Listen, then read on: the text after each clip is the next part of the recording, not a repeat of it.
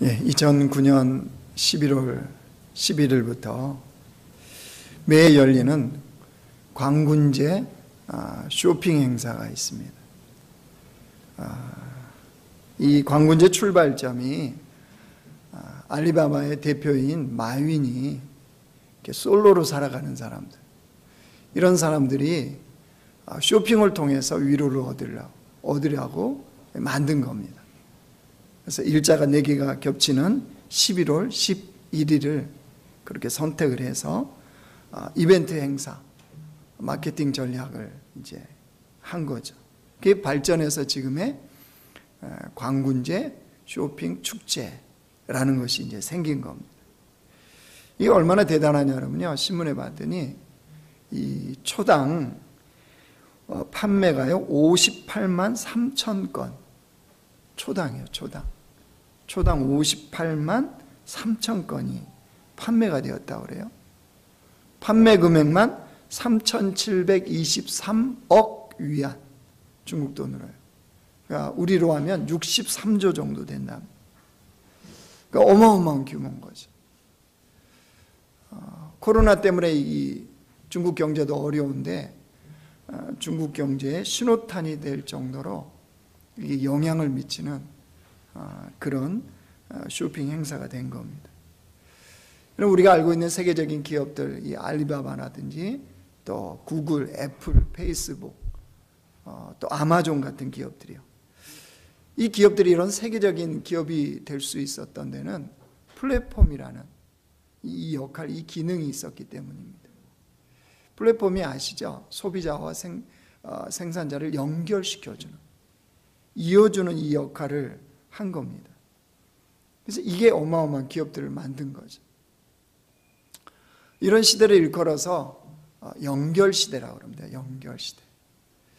코로나 때문에 연결이 자꾸 끊기는 것 같은 사회이죠. 근데 사실은 우리가 무언가로부터 엄청난 연결이 되어 살아가는 겁니다. 사람과 대면이 안 되는 것 같지만 사실은 SNS를 통해서 서로 연결을 하죠. 우리가 쇼핑을 직접 가지는 않지만 또 인터넷을 통해서 우리가 연결되어서 쇼핑을 하지 않습니까? 그래서 지금 우리가 살아가는 사회, 연결과 무관하게 사는 사람은 없다는 겁니다. 그래서 초연결 사회를 우리는 살아간다, 이렇게 말합니다. 자, 그런데 이런 사회 속에서 우리가 우리 자신을 잘 점검해야 됩니다. 과연 우리는 연결될 것에 연결되어 사는지, 단절되어야 될 것에 단절되고 있는지, 연결되어야 될 것에 연결되지 않고 단절되어야 될 것에 연결되어 있다면 우리 삶은, 우리 신앙은 심각해집니다. 마땅히 연결되어야 될 것에 연결되어 있어야 돼요. 신앙은 단절될 것을 단절시켜야 됩니다. 그래야 하나님의 백성으로서 우리가 온전하게 살아갈 수 있습니다. 그래서 오늘 우리가 마땅히 연결되어야 될 것에 연결되어 살고 있는지 우리 자신을 잘 점검해 보기를 원합니다. 오늘 말씀은 예수님께서 예루살렘으로 이제 향해 가시다가 한 마을에 들어갑니다. 그런데 이 마을에는 나병 환자 10명이 있는 겁니다. 이 나병 환자 10명이 예수님이 오신다는 소식을 들었습니다. 그래서 그 예수님을 향해서 이들이 이렇게 소리를 칩니다. 13절 보십시오. 소리 높여 이르되 예수 선생님이여 우리를 불쌍히 여기소서 하거늘. 왜 이렇게 소리를 쳤겠습니까? 예수님 때문에 자신들의 나병이 치유받을 수 있다는 이 희망, 이것이 나병 환자 10명에게 생긴 겁니다. 그래서 그 예수님께 요청한 거예요. 뭐를요? 나병을 고쳐달라. 여러분, 이 결과가 14절 보십시오. 보시고 이르시되 가서 제사장들에게 너희 몸을 보이라 하셨더니 그들이 가다가 깨끗함을 받은지라.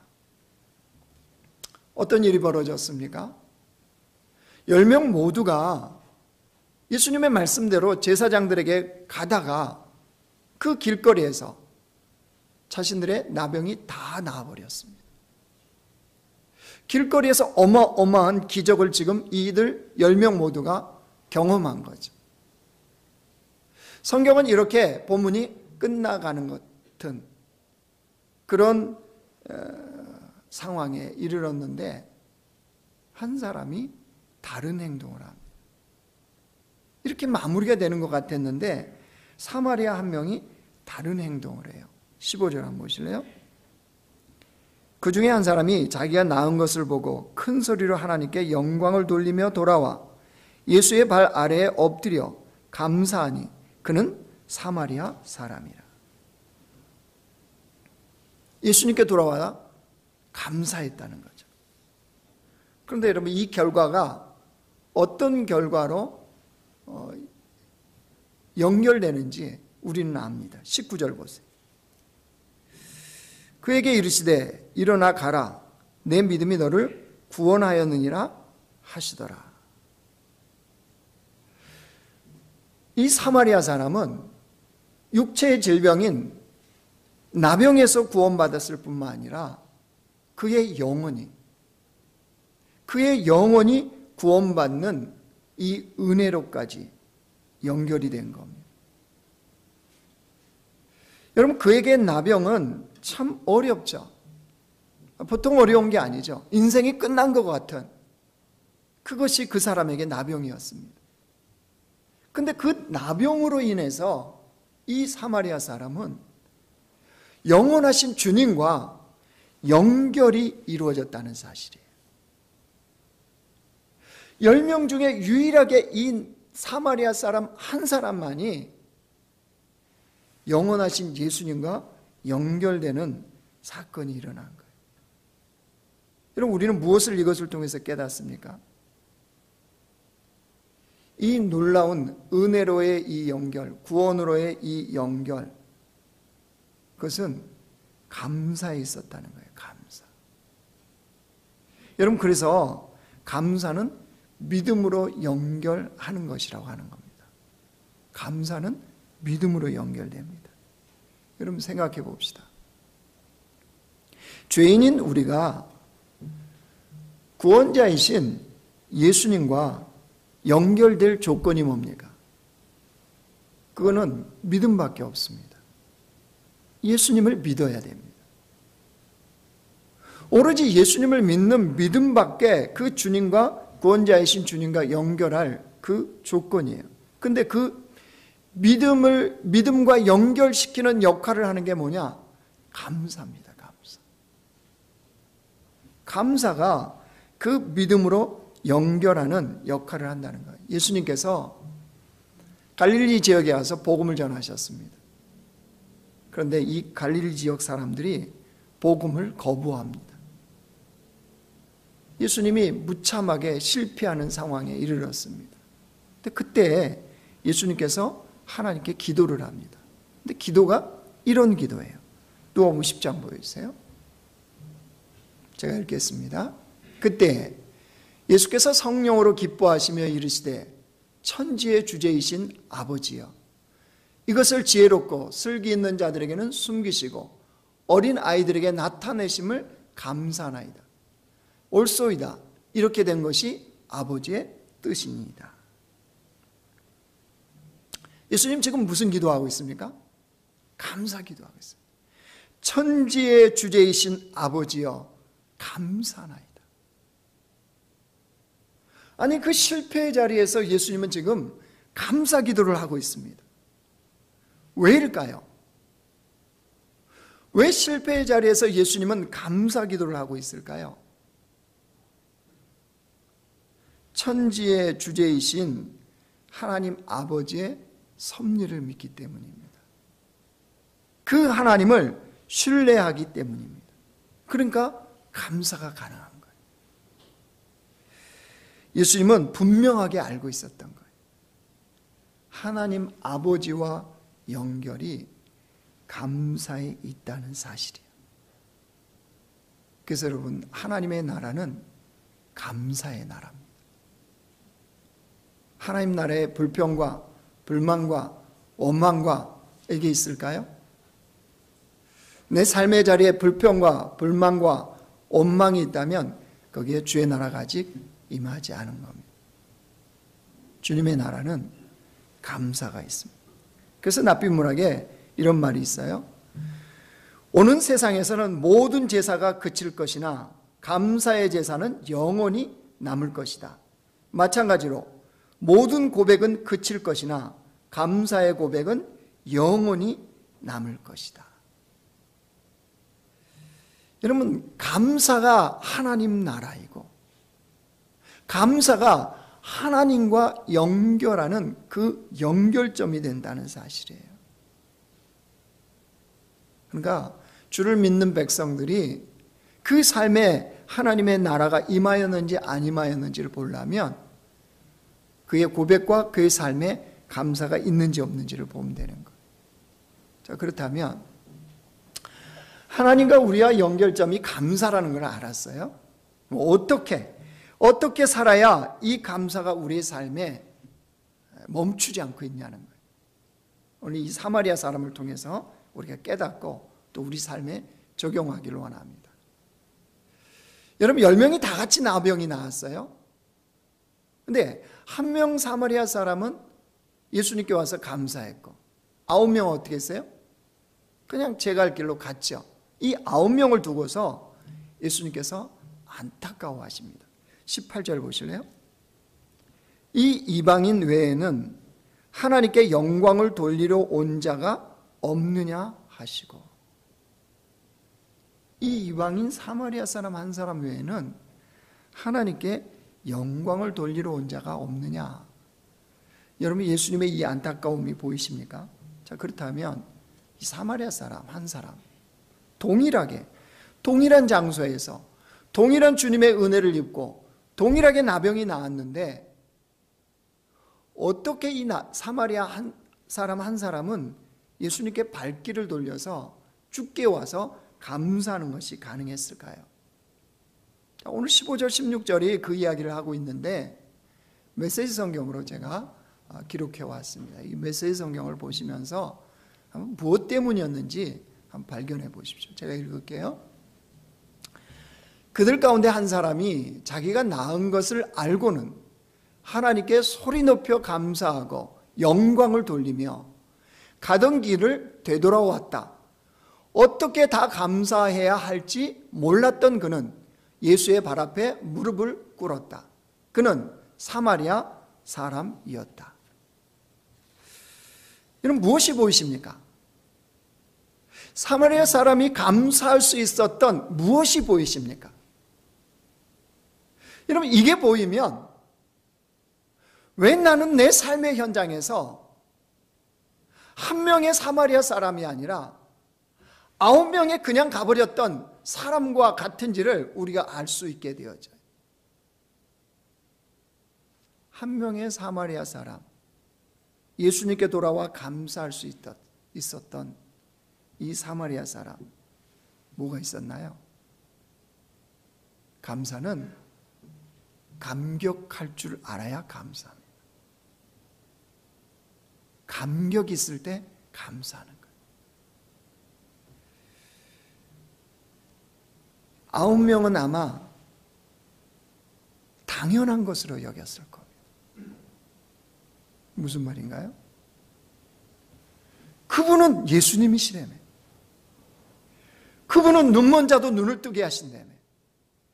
그분은 죽은 자도 살리신다며. 나의 나병쯤은 당연히 고치시겠지. 여러분, 이 당연함에 감사가 있을 수가 없어요. 그럼 한 명 사마리아 사람은 어땠을까요?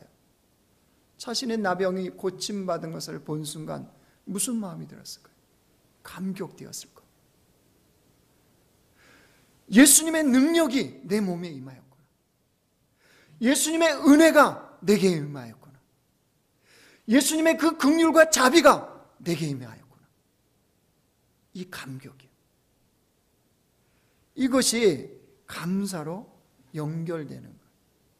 자, 그러면 내가 한 명 사마리아 사람에 속해서 살고 있는지 9명에 속해서 살고 있는지를 점검해 보면 되죠. 자, 마음속으로 대답해 보십시오. 제가 한번 물어볼게요. 여러분, 우리가 예수님을 믿는 거 감격입니까? 당연한 겁니까? 내가 예수님을 믿는 거 감격입니까? 당연한 겁니까? 내가 하나님의 자녀로 이 땅에서 비록 힘들고 어렵지만, 어려운 세상이지만 이 세상 속에서 하나님의 자녀가 되어서 하나님을 아버지라고 부르며 살아가는 삶, 감격입니까? 당연입니까? 오늘 이 아침에 온라인이든 오프라인이든 예배드리러 오는 이 발걸음, 당연이었습니까? 감격이었습니까? 내가 돌아갈 가정이 있는 거 당연입니까? 감격입니까? 내가 가야 할 직장이 있는 거 감격으로 받아들이십니까? 당연한 것으로 받아들이십니까? 우리의 삶의 일상에 있는 삶의 모든 하나하나마다, 그 조각조각마다 내가 감격으로 보느냐, 당연으로 보느냐에 따라서 우리가 그 살아계신 하나님과 연결되어 살아가느냐, 아니면 단절되어 살아가느냐. 여러분, 영성이라는 것은 어마어마한 것이 아닙니다. 믿음이라는 것이 어마어마한 것이 아니에요. 내 삶에 주어진 이 상황들을 내가 감격으로 보느냐, 당연으로 보느냐, 이거에 따라서 그 삶이 완전 달라집니다. 여러분, 동일한 가족도요, 여러분 몇십 년을 같이 보아왔죠. 동일한 가족도 내가 감격으로 이 가족을, 이 사람들과 어떻게 내가 하나님 안에서 한 가족이 되었지? 감격으로 바라보면요, 아내가 달라 보입니다. 애들이 달라 보여요. 남편이 달라 보여요. 당연한, 당신은 나의 아내, 당신은 나의 남편. 이 당연함에 감사가 없는 것은 지극히 당연합니다. 그 사이에, 그렇게 여기는 그 사이에 하나님과의 연결이 되지 않는 것은 너무나 또한 당연할 수밖에 없습니다.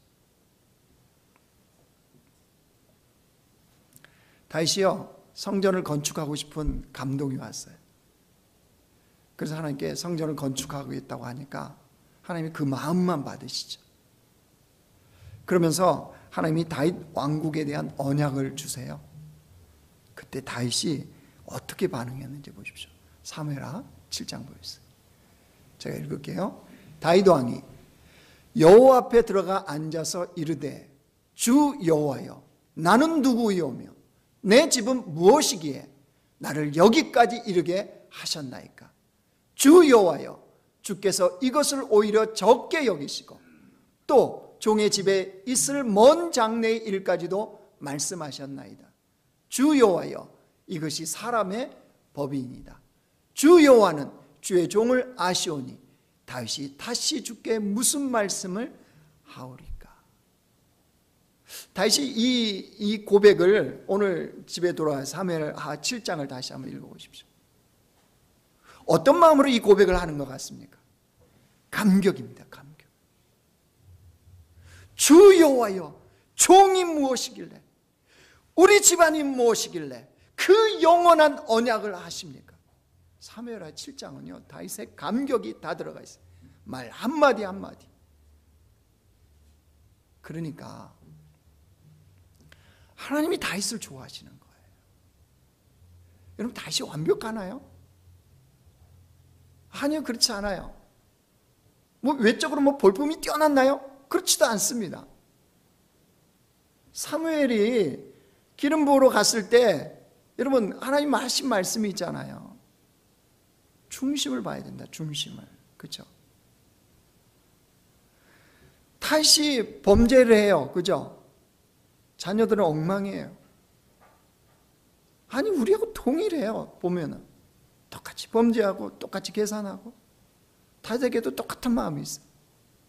근데 왜 하나님은 다윗을 그렇게 좋아하실까요? 다윗은요, 하나님 앞에 감격할 줄 알아요. 그러니까 그게 감사한 거죠. 감사는 하나님과 연결하는 연결점이 된다니까요. 여러분, 감격할 줄 아셔야 돼요. 정말 우리 안에 이 감격이 살아있어야 돼요. 왜 그렇습니까? 우리 안에 예수님 계시잖아요. 예수님이 계시는데 모든 순간순간이 우리에게 감격의 순간이 될 수밖에 없는 거죠. 또 하나는요, 우리가 감사하기 위해서는 감격과 또 하나는 지금이에요. 지금. 무슨 말이냐? 나병이 나았을 때 여러분, 사마리아 사람이 예수님께 와서 감사할 수 있었던 것은 나은 즉시 주께 영광을 돌리며 예수님께 돌아가죠. 그럼 9명이에요. 9명. 9명도 분명히 사람이잖아요. 이들도 감사했을 겁니다. 아마 감사 마음이 있었을 거예요. 그런데 예수님께 돌아가 감사하는 거 언제? 나중. 이 기쁨을 자신의 가족이든 누구에게 먼저 알리든가 아니면 자기가 계획했던 걸 먼저 하고 다음에 예수님께. 자, 이 9명 예수님 만났을까요? 다음에 만났을까요? 성경에 기록이 없으니까 모르죠. 중요한 거는 지금이에요. 지금. 그래서 지금의 적을 나중이라고 그래요. 나중에 하지 뭐. 나중에 고백하지. 나중에 고맙다고 하지. 나중에 사랑한다고 하지. 그러니까 그게 감사로 이어지지를 않는 겁니다. 여러분, 지금 감격하고요, 지금 감사하고요, 지금 하나님과 연결돼야 돼요. 지금 이 시간, 지금 바로 이 시간, 지금 이 시간 우리에게 임하시고, 지금 우리에게 말씀하시고, 지금 우리를 사랑하시는 그 주님과 내 심령이 연결이 되는 것이 바로 주를 믿는 백성들의 신앙생활이에요. 그게 예배예요. 톨스토이가요, 그의 단편집 3가지 질문에서 이런 이야기를 합니다. 세상에서 가장 중요한 때는 바로 지금이고, 가장 중요한 사람은 지금 함께하는 사람이며, 가장 중요한 일은 지금 곁에 있는 사람을 위해 좋은 일을 하는 것이다. 나중에 아빠가 잘 되면 어떻게 해줄게? 아니요. 지금 그 상황에서 지금 사랑하고, 지금 용서하고, 지금 품어주고, 지금 은혜를 베풀고. 사랑하는 성도 여러분, 말씀을 이제 정리하려고 합니다. 매 순간마다 하나님께 감사의 고백을 하는 자들이 됩시다. 그 감사의 고백이 있는 심령과 삶이 주님과 연결이 되기 때문입니다. 우리의 목적은 주님과 연결이 돼야 돼요. 어떤 상황, 어떤 환경에 처해 있었어도 주님과 연결만 돼 있으면 그는 삽니다. 그러나 이게 단절이 되어 있으면요, 아무리 좋다고 생각되는 상황에도 우리는 죽어갈 수밖에 없습니다. 여러분, 주님과 연결되는 사람만이 주님과의 동행의 기쁨을 압니다.